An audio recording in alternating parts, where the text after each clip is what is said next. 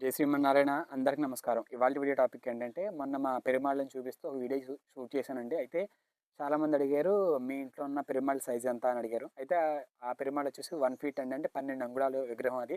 అదేవిధంగా శ్రీపతి స్తుతిమాలలో పెద్ద విగ్రహం ఉండకూడదు కదా వైష్ణవ సాంప్రదాయం ప్రకారం, మరి మీ ఇంట్లో ఎందుకు పెద్ద విగ్రహం ఉంది అని అడిగారు. అయితే నేను సమావేశానికి ముందే 1.5 ఇయర్ నుంచి నా దగ్గర ఆ పెరుమాళ్ళు నాతో సేవలు అందుకుంటున్నారు.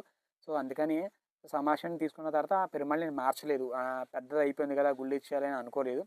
ఎందుకు అంటే మనకి శ్రీపతి సుతుమాల్లో కూడా ఉందన్నమాట. అంటే సమాచారం తీసుకున్న తర్వాత ఎవరైనా కొత్త విగ్రహాలు తీసుకోవాలనుకుంటే 9 అంగుళాల లోపు తీసుకోవాలి అని చెప్పబడింది. అదేవిధంగా వంశపార్యపరంగా తండ్రులు కానీ తాతలు కానీ ఇంతకుముందు మనం ఆరాధించిన విగ్రహాలు ఏవైతే ఉన్నాయో అవి మాత్రం అనుమానించదగదు అని దాంట్లో రాసి ఉంది కాబట్టి నేనైతే ఇవ్వలేదండి.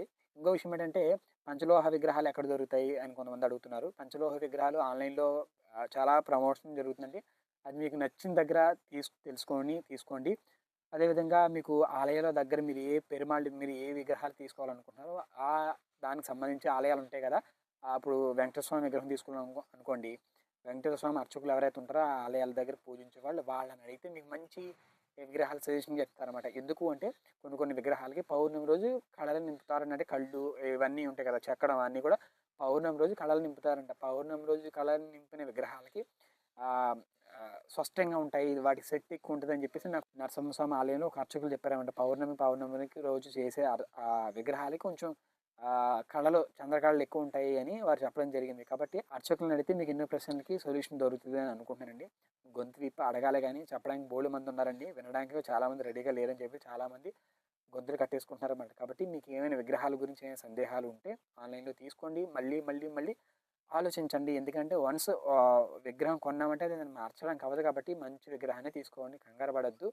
పంచలోహమే కావాలని మనకేం రూల్ ఏం లేదు. పంచలోహాలతో ఏ లోహమైనా పర్లేదు. కాబట్టి పంచలోహం అంటే కొంచెం బంగారం లాగా మెయింటెనెన్స్ చాలా బాగుంటుంది, ఈజీగా ఉంటుందని చెప్పేసి మన వాళ్ళు. అదేవిధంగా పంచలోహాల సదా భగవంతుడు ఒక కృప ఉంటుంది.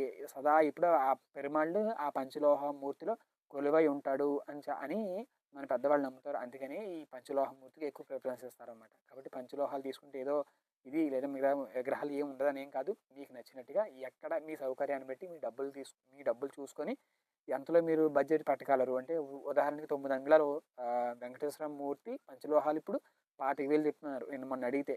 ఇంకేం చెప్తే ఏం కొంటాం, 25,000 విగ్రహాలు పెట్టుకుంటే ఇంకా మనం ఇంకేం చేయగలం. ఇంకా వాటి ఆర్నమెంట్స్ కొనాలి, శ్రీదేవిని కొనాలి, భూదేవిని కొనాలంటే అబ్బో మనకి చాలా బడ్జెట్ అయిపోతుంది అనమాట. కాబట్టి తక్కువలోనే చిన్న సైజు మీకు ఎక్కడ దొరికితే వెతికి తీసుకోండి. టైం లేట్ అయినా సరే కంగారు పడి చేయొద్దు.